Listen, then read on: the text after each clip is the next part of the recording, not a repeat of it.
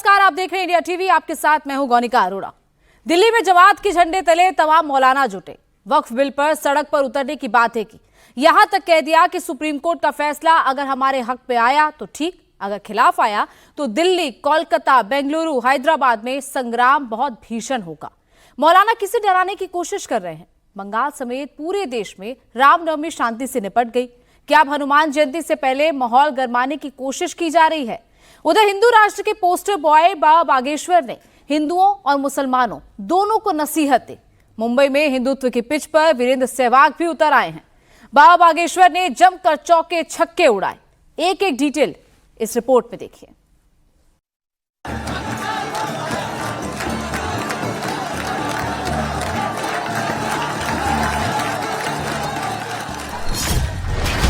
रामनवमी के बाद बाबा बागेश्वर ने हिंदुओं को क्या मैसेज भेजा?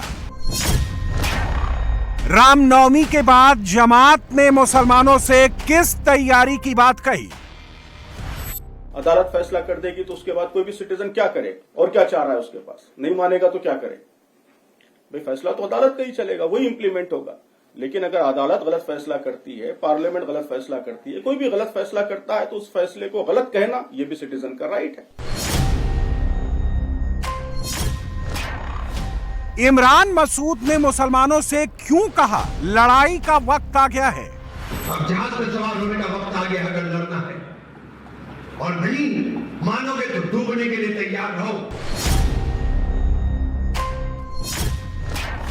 वक्फ बिल पर भड़काऊ मौलानाओं ने कैसे आग लगाई?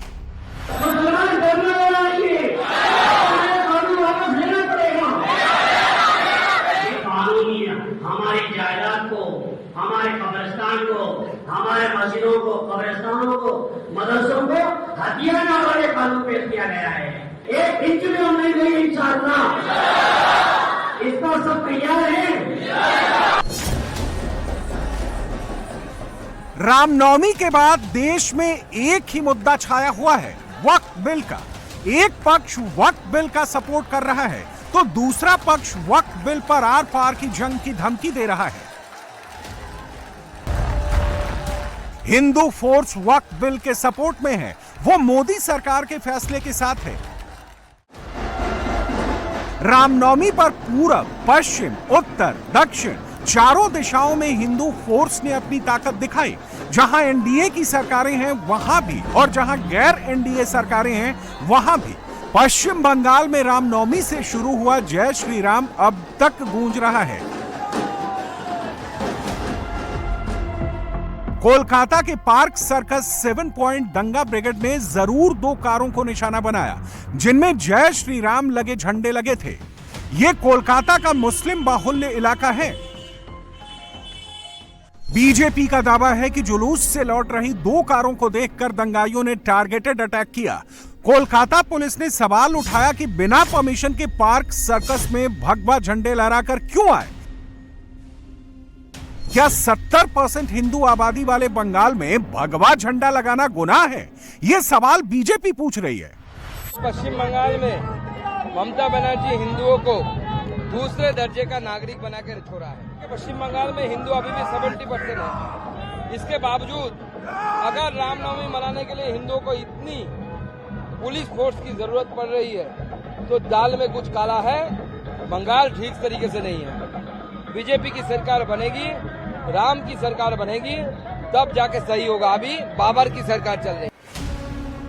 बीजेपी बंगाल में ममता बनर्जी पर तुष्टीकरण की राजनीति करने के आरोप यूं ही नहीं लगाती। ये तस्वीरें ममता के करीबी और टीएमसी के पावरफुल लीडर कल्याण बनर्जी की है, जो रामनवमी पर एक मंदिर में गए थे लेकिन हनुमान चालीसा का पाठ पूरा सुने बगैर वहां से चल दिए। ममता और कल्याण बनर्जी क्या मुस्लिम फेस्टिवल में इसी तरह बीच से चलने की हिम्मत कर सकते हैं? श्री गुरु चरण सरोज रजा निज मन मुकुर सुधार मन रघुबर विबल यशो जो दायक फल चार बुद्धहीन तन जानिके सुमिरो पवन कुमार बल बुद्धि विद्या देहु मोहि हरव कलेश विकार जय हनुमान ज्ञान गुण सागर जय कपि तेजो उजागर रामदूत प्रताप अंजन पूरा पड़ेगा क्या? पूरा पड़ेगा अभी।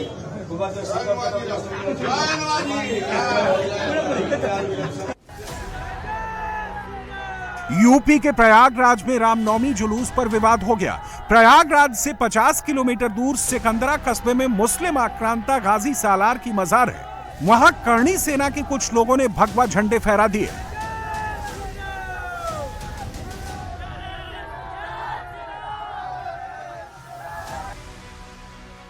अब झंडे उतार दिए गए हैं। मजार के बाहर पुलिस तैनात कर दी गई है। दिल्ली में वक्फ बिल पर बात करने आई जमाते इस्लामी हिंद ने आक्रांता की मजार पर हुए विवाद को भी हिंदू मुस्लिम रंग देने की कोशिश की। वो जो चढ़ गए थे सालार गाजी वो मुसलमान लड़के नहीं है। अगर वो मुसलमान लड़के अगर कहीं चढ़ जाएं तो हुकूमत एक्टिव हो जाएगी। तो ये तो जुल्म है। तो जुल्म का क्या, जुल्म की तो सिर्फ मज़ाहमत की जा सकती है। तो हम गवर्नमेंट से यही कहेंगे कि जो ताकत है वो अमन और इंसाफ के लिए इस्तेमाल करो और ताकत को जुल्म के लिए इस्तेमाल मत करो। 2025 में बिहार, 2026 में बंगाल, असम, केरल, तमिलनाडु में चुनाव होने हैं। हिंदू गांव, मंदिरों, मठों, स्कूलों, अस्पतालों में वक्फ का बोर्ड टंग जाता। वक्फ कानून पर बाबा बागेश्वर ने मुसलमानों का हर डाउट सिंपल तरीके से क्लियर कर दिया। वक्फ कानून से सिर्फ वक्फ प्रॉपर्टी से अवैध कब्जे हटेंगे, गैर कानूनी कब्जेदार भगाए जाएंगे, वक्फ की कमाई का हिसाब पक्का होगा, वो पैसा गरीब मुसलमानों की तरक्की में लगेगा। इसमें मुसलमानों को सड़क पर उतरना चाहिए या कानून का साथ देना चाहिए, ये उन्हें समझने की जरूरत है। अब सवाल यह है कि वक्फ कानून पर देश का मुसलमान बाबा बागेश्वर और मोदी सरकार की बात सुनेगा या जमात, जमीयत और मुस्लिम पर्सनल लॉ बोर्ड की। तजुर्बा तो यही कहता है कि मुसलमान को धर्म का चश्मा पहना दीजिए तो फिर वो वही करता है जो मुस्लिम तंजीमें कहती हैं। इसी यकीन के भरोसे जमाते इस्लामी हिंद ने दिल्ली से नीतीश कुमार और चिराग पासवान को फिर धमकाया। अवाम वोटर्स हमारे मैच्योर्ड हैं, वो खुद बाशऊर हैं, वो समझते हैं कि किसके साथ क्या मामला करना है। तो यकीनन इन दो पार्टियों से बड़ी मायूसी हुई है। ये लोग सेकुलरिज्म के अपने आप को अलमबरदार कहते हैं। अब सवाल उठता है कि बिहार का मुसलमान जो करीब 45 सीटों पर असर रखता है, वो क्या ओवैसी को छोड़ देगा और तेजस्वी के पीछे खड़ा हो जाएगा? नीतीश को पिछले चुनाव में भी मुसलमानों ने सिर्फ 5% वोट दिए थे, फिर भी वो मुख्यमंत्री हैं और चिराग भी केंद्र में मंत्री हैं। मुसलमानों का 80% वोट पाकर भी तेजस्वी विपक्ष में बैठे हैं और वक्फ कानून भी बन चुका है। मुसलमानों को भी सोचना पड़ेगा कि फायदा किधर है। वक्फ को पहले जाने। वक्फ है, वक्फ बोर्ड है, वक्फ क्या है? वक्फ जो है वो एक संस्था है जो मुसलमानों के हितों के लिए काम करती है। वक्फ बोर्ड जो है वक्फ सही काम कर रहा है नहीं, उस पर निगरानी रखने के लिए है। तो वक्फ में कहाँ कोई सरकार ने हस्तक्षेप किया? जो मुसलमानों के हक में काम करने वाली संस्था है वक्फ, उसमें कोई हस्तक्षेप सरकार करनी है। आप करिए, लेकिन आम मुसलमानों के हक में काम करिए, कुछ लोगों के संगठित गिरोह में मत कीजिए।